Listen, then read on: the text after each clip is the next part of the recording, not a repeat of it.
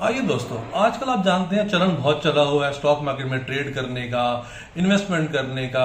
हर दूसरा लोग यही बात कर रहे होते हैं कि स्टॉक मार्केट में ट्रेडिंग करते हैं या इन्वेस्टमेंट करते हैं।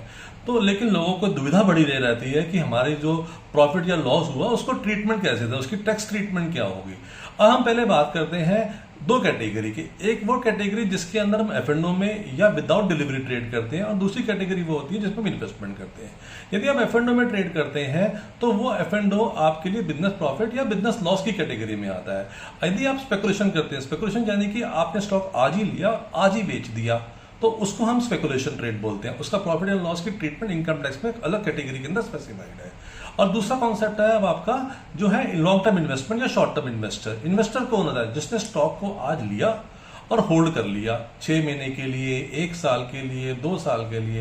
यदि आप 1 साल और 1 साल से कम के लिए उसको होल्ड करते हैं तो वो शॉर्ट टर्म की कैटेगरी के अंदर आता है। और जो आप शेयर 1 साल से ऊपर के लिए होल्ड करते हैं वो लॉन्ग टर्म की कैटेगरी में आता है। दोनों के टैक्स रेट अलग से स्पेसिफाई किया हुआ है अंडर इनकम टैक्स एक्ट। तो आप जब भी अपनी टैक्स कैलकुलेशन करें तो उन दोनों को मद्देनजर रखते ही अपनी कैलकुलेशन कर दें। ठीक है, आगे से हम आपको इसके बारे में और जानकारी देते रहेंगे, मिलते रहेंगे, आते रहेंगे। नमस्कार, थैंक यू सो मच।